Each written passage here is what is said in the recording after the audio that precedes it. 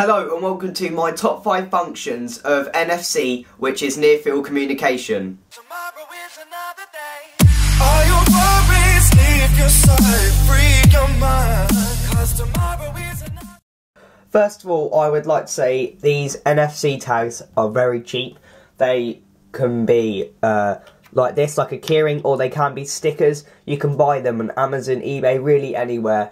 That you can just literally type in on Google NFC tags and you'll get loads of them. They're very cheap, very inexpensive and very easy to use. We're going to kick off the top 5 by the first thing, which is opening apps. This is a 1+1 and this has NFC built in. This is an NFC tag. If I had programmed this tag to open an app, all I would have to do is put the NFC tag on the NFC spot on the phone and it would open the app. This is great because you can go around places and say if you're in a rush and you quickly just want to open an app, just very easy to put your device on it and that's all you need to do.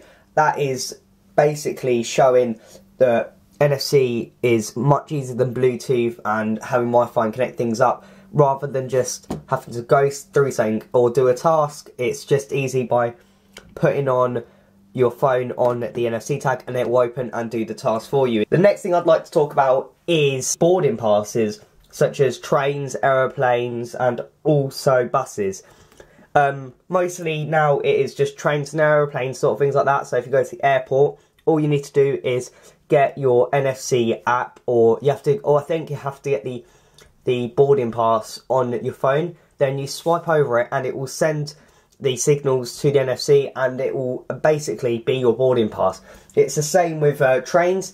If you get your train ticket, just swipe it over the little NFC reader. It will literally just show that you bought a ticket and that is it. You don't really need a ticket anymore. Also, buses are starting to do this, so there'll be a little round sort of NFC section that you just swipe your phone over and it should say NFC. And that is your bus ticket. Your phone or tablet is your bus ticket. This is great, but not all devices have this at the moment, which means if you don't have the right device, you might not be able to do this, but most devices are starting to incorporate it into their phones. The next thing I'd like to talk about is basically by the bedside. Before you go to bed, you normally turn on your Wi-Fi, you put your phone on silent, you do a lot of things to prepare yourself so you don't get woken up. This can all be done by literally tapping your phone on the NFC tag or sticker that you have by your bedside. This can put it on silent, lower your brightness so it doesn't hurt your eyes if you are looking at YouTube clips or any sort of video or looking at your screen. It can do so many things. This is just basically to make your life a lot easier and a lot quicker basically. So if you had a late night and you quickly want to go home, just put your phone over the NFC tag, there, you're done basically. You don't have to really do anything apart from that. This is why NFC is becoming a much more integrated thing in the house and in daily life, which I think is pretty good considering most phones are actually getting NFC now more than ever. Then a couple of years ago there wasn't many, if any, devices that had NFC. Now there is quite a lot of devices do support NFC capability and having this connectivity option. In second place, I have transferring data.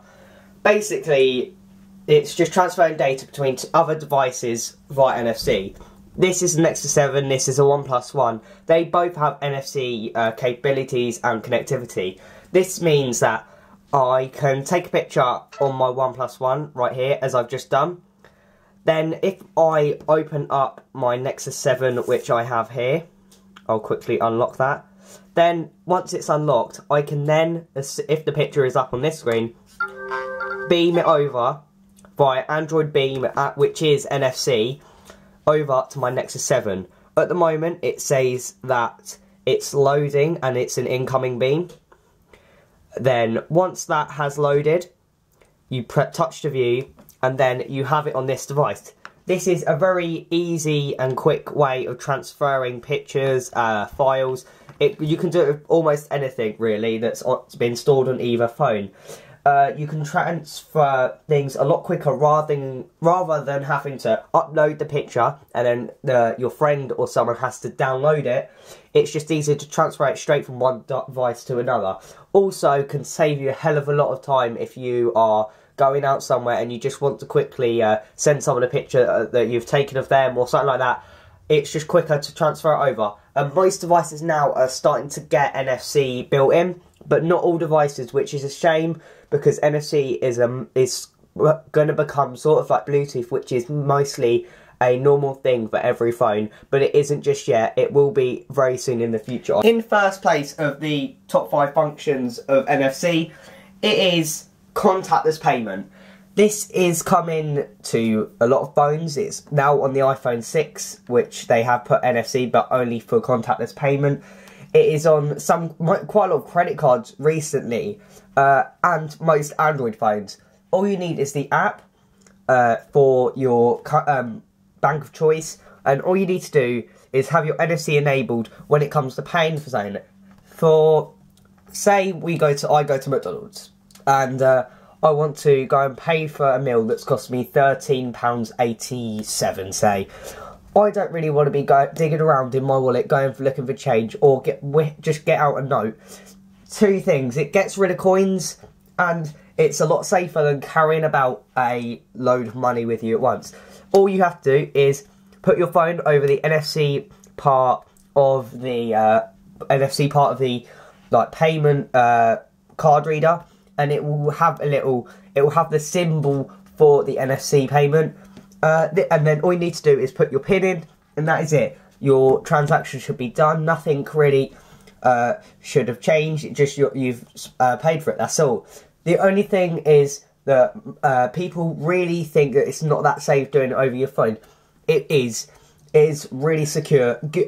Google have really put a lot of stuff into resources into making Google Wallet as tight and as secure as possible. Also, the same with Apple. They have got some really high-tech security going on with their contactless payment and Apple Pay.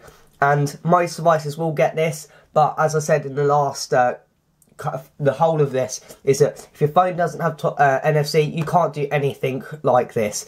You can get Bluetooth sort of things, but they're not the same. They still drain a lot more battery than NFC, and that is why I'd say NFC will be the next big thing, and will sort of take on to sort of like Bluetooth was. Thank you guys for watching this video of my top 5 NFC functions.